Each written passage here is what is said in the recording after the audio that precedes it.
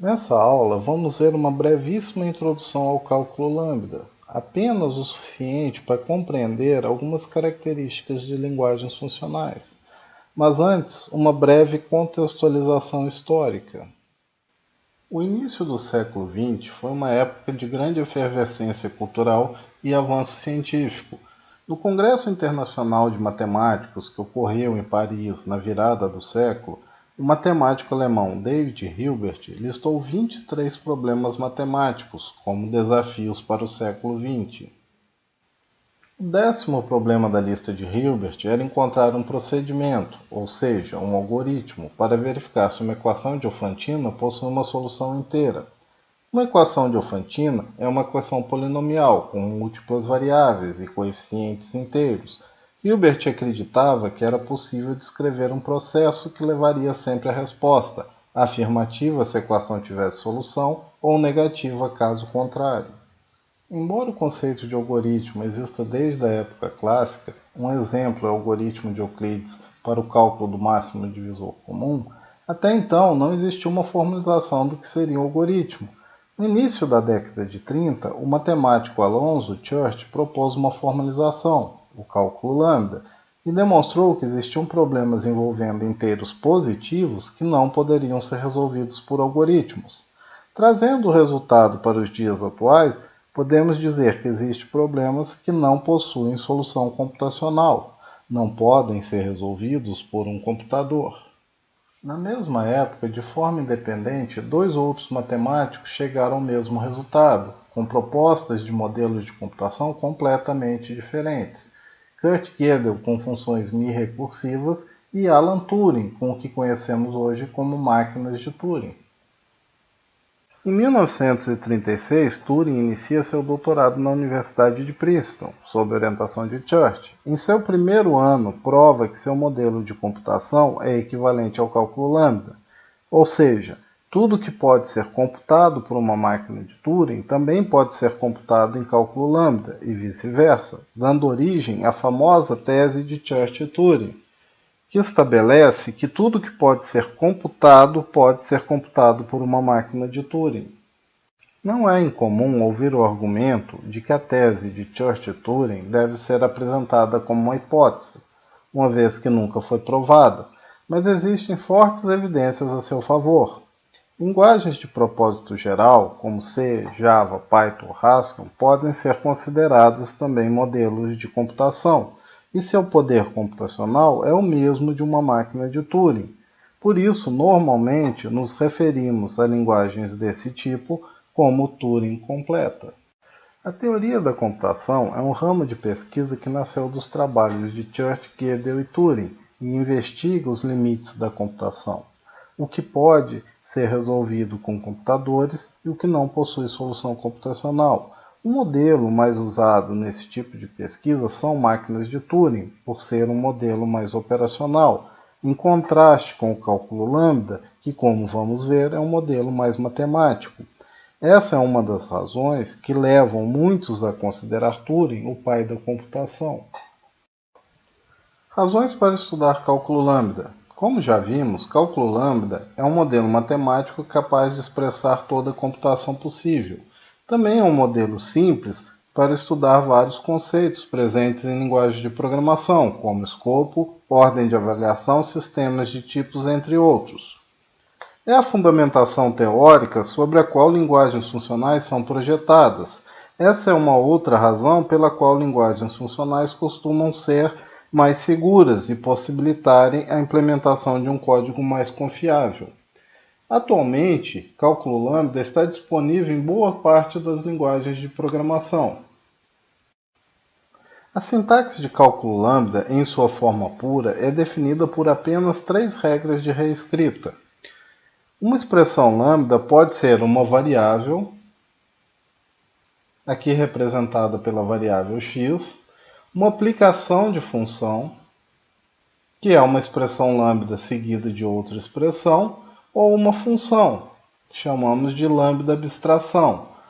A letra grega lambda introduz o parâmetro formal para a expressão, e o corpo da função é o que vem após o ponto.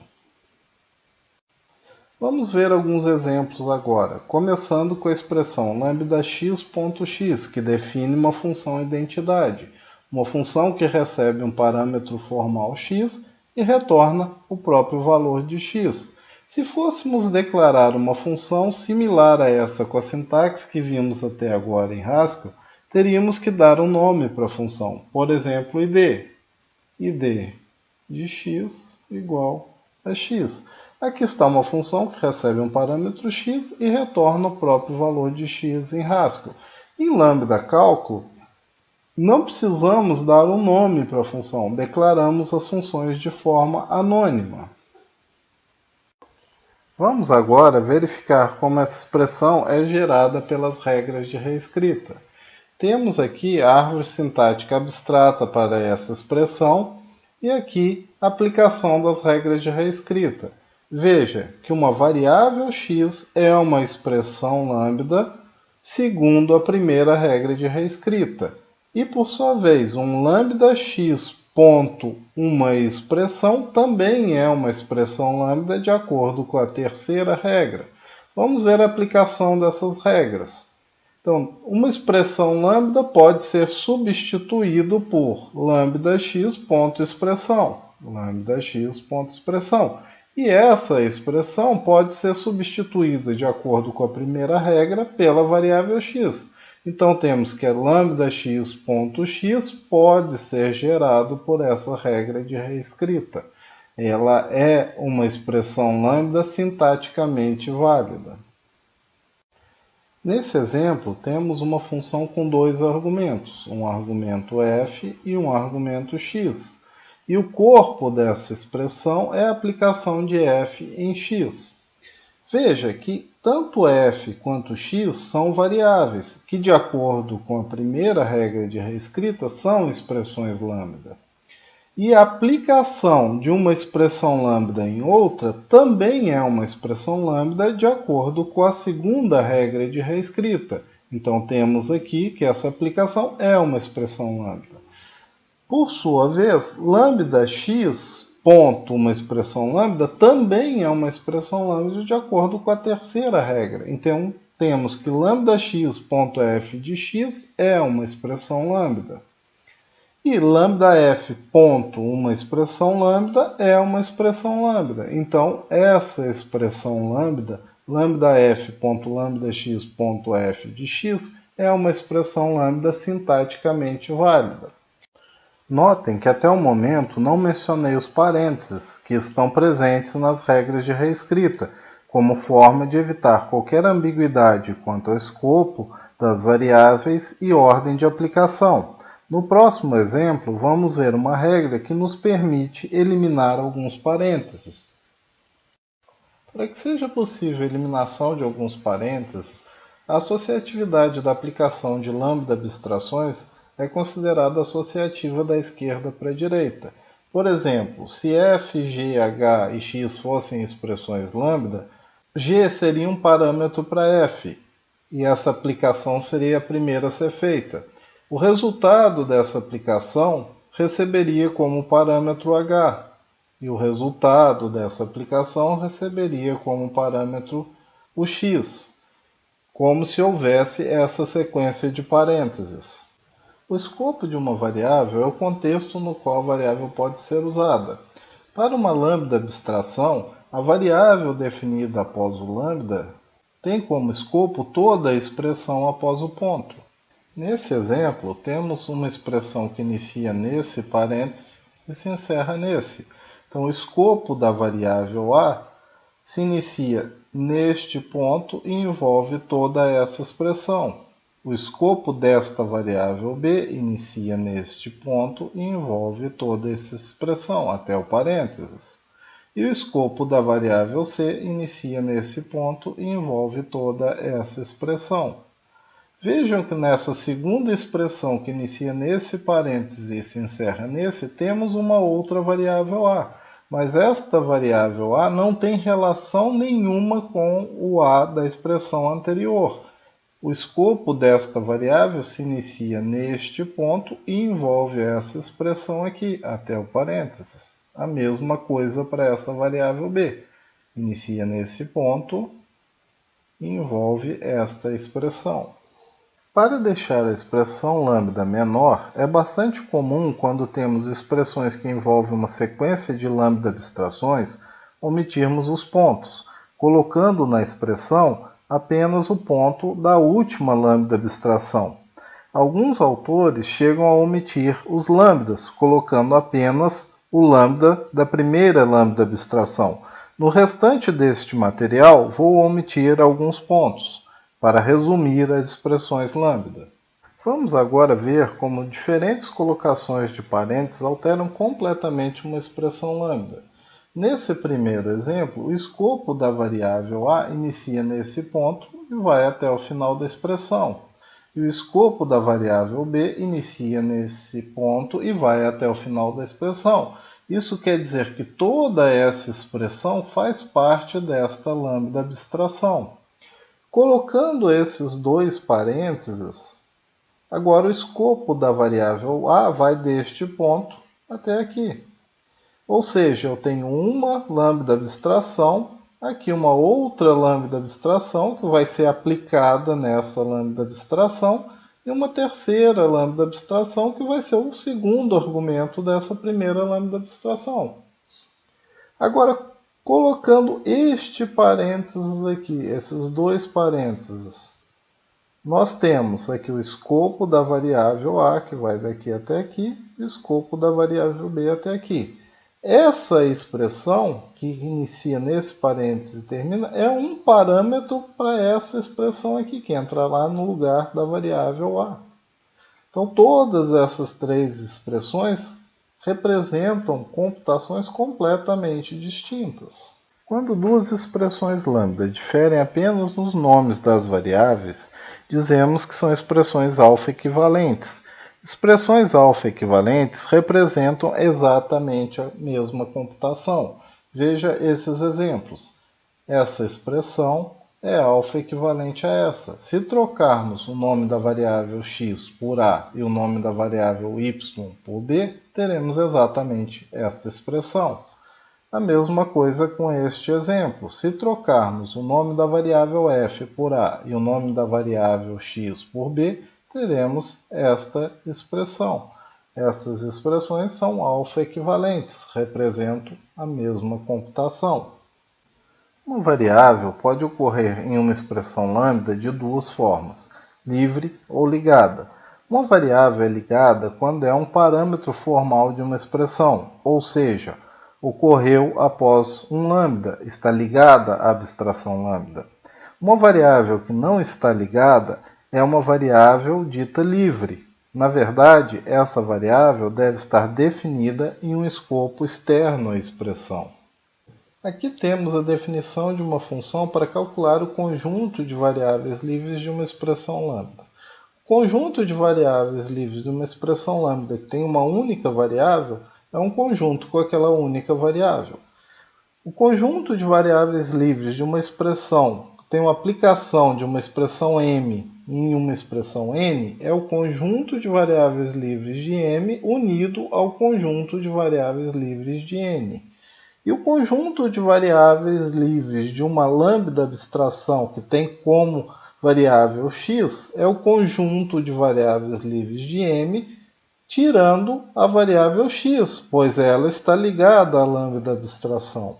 Uma expressão que não tem variáveis livres é dita fechada e também é chamada de combinador. Guardem esse nome. Um exemplo do cálculo de variáveis livres com a função definida no slide anterior. Se calcularmos as variáveis livres da expressão lambda_x.f de x, teremos um conjunto com uma única variável, a variável f, pois a variável x é ligada à lambda abstração. Vamos à execução. Se aplicarmos a função à expressão lambda_x.f de x, teremos que usar a terceira definição, a terceira alternativa, e substituiremos então pelo conjunto de variáveis desta expressão, essa expressão casa com m, menos um conjunto com uma única variável x. Para calcular agora as variáveis livres dessa expressão, usaremos a segunda alternativa, que é de aplicação de expressões. Então, substituímos aqui por variáveis livres da expressão f, união com variáveis livres da expressão x, e temos aqui o menos x da aplicação anterior. Variáveis livres da expressão f, casa aqui com a primeira alternativa, retorna um conjunto com uma única variável que é f. Variáveis livres da expressão x, casa com a primeira alternativa e retorna um conjunto com uma única variável x. A união do conjunto que tem a variável f com o conjunto que tem a variável x menos o conjunto que tem a variável x, nós temos um conjunto que tem uma única variável que é a f, que são as variáveis livres desta expressão. Mais um exemplo. G e y são um conjunto de variáveis livres da expressão lambda(x), lambda(f), ponto g de f, de x e de y. Por quê? Porque f está ligado a lambda abstração e x também. As variáveis g e y ocorrem livres nesta expressão. Então, são um conjunto de variáveis livres desta expressão. A notação m/x é usada para representar a substituição de todas as ocorrências livres de uma variável x por uma expressão m. A aplicação de uma abstração lambda em um parâmetro real m envolve a substituição de todas as ocorrências do parâmetro formal por m no corpo da lambda abstração. Chamamos esse processo de redução beta e vamos representar por este símbolo. Vamos a um exemplo.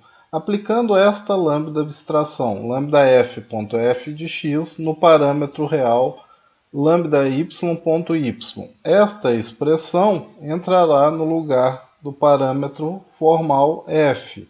Então, toda ocorrência de f é substituída por lambda_y. E temos, então, a expressão lambda_y seguida de x. Veja que o f foi substituído por esta expressão. Agora podemos aplicar a abstração lambda_y no parâmetro real x.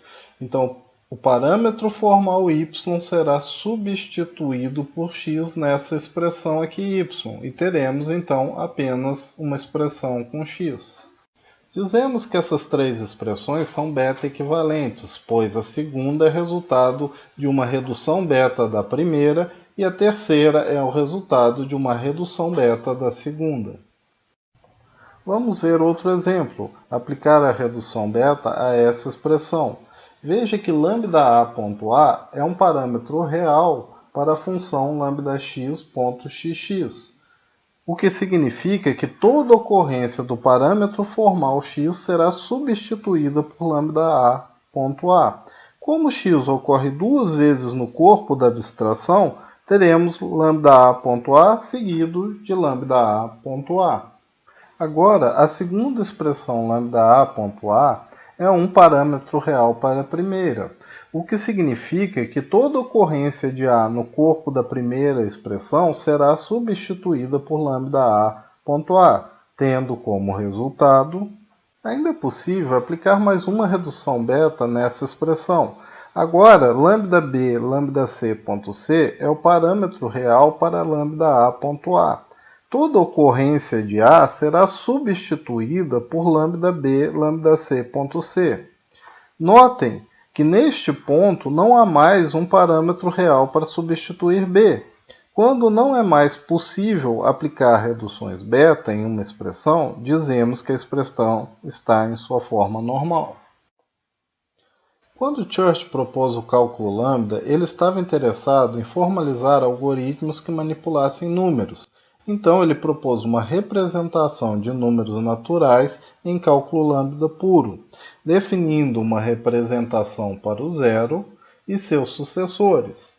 Então, o número 1 pode ser representado como o sucessor de zero, o 2 como o sucessor de zero, o 3 como o sucessor do sucessor de zero e assim por diante.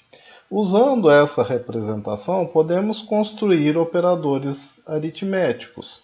como, por exemplo, a função lambda que calcula o sucessor de um número e a função lambda que faz a adição de dois números.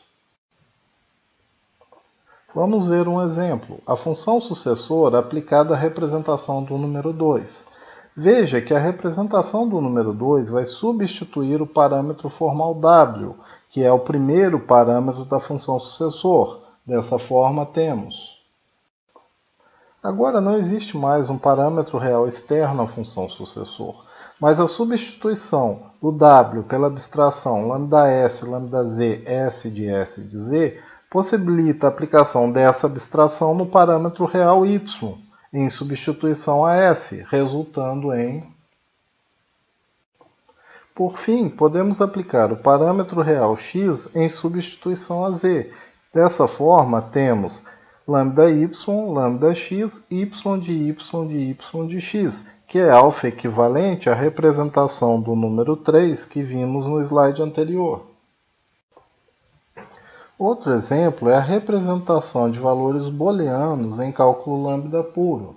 Note que a representação do valor verdade é uma função que recebe dois argumentos e retorna o primeiro, e a representação do valor falsidade é uma função que recebe dois argumentos e retorna o segundo. Dessa forma, o próprio valor booleano pode ser usado como uma expressão de seleção. A expressão booleana retornará o primeiro argumento caso seja uma expressão verdadeira, ou o segundo argumento caso a expressão seja falsa.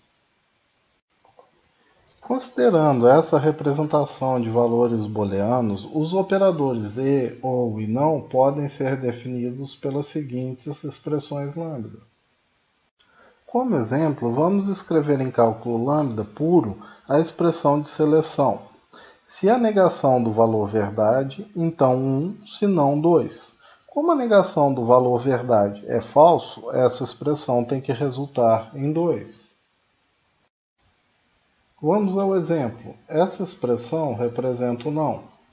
Essa expressão representa o valor verdade. Essa expressão representa o 1 e essa expressão representa o 2. Veja que o próprio retorno da função não vai ser um valor verdade ou falsidade. Caso seja verdade, a expressão resultante retornará o primeiro argumento passado a ela. Caso seja falsidade, vai retornar o segundo. Como não verdade vai retornar uma falsidade, então o resultado será o valor 2. Vamos à redução da expressão. O parâmetro real lambda lambda_b.a substitui o x. Na expressão resultante, aplicamos lambda lambda_b.a, que passou a ser a primeira expressão, em lambda lambda_v.v, substituindo o a no corpo da expressão por lambda lambda_v.v. Temos então como primeira expressão o lambda b seguido de lambda lambda_v.v. Como o parâmetro formal b não ocorre no corpo da expressão, o próprio parâmetro que substituirá b será simplesmente descartado. Note que nesse ponto reduzimos a expressão não verdade, resultando em falsidade, uma expressão que irá receber dois parâmetros e retornar o segundo. E o segundo parâmetro é 2. Embora possamos representar qualquer computação com cálculo lambda puro, normalmente usamos de forma enriquecida, com expressão condicional, números, operadores, construtores de dado, etc., uma vez que a expressão escrita dessa forma fica consideravelmente mais simples. No exemplo, a função sucessor e a função que retorna o maior entre dois valores. Funções com múltiplos parâmetros são tratadas como múltiplas aplicações de funções com um único parâmetro. No exemplo, uma função que faz a soma de dois números aplicada a 5 e 2. Com a beta-redução, o parâmetro formal x é substituído por 5 no corpo da função. Como resultado, temos uma função que recebe um parâmetro formal y e soma y a 5. Aplicando essa função ao parâmetro 2, temos 5 mais 2 igual a 7. Essa aplicação parcial de função é conhecida como currying, em homenagem ao matemático Haskell Curry, que investigou essa propriedade em cálculo lambda. O nome da linguagem Haskell também é dado em homenagem a seu trabalho.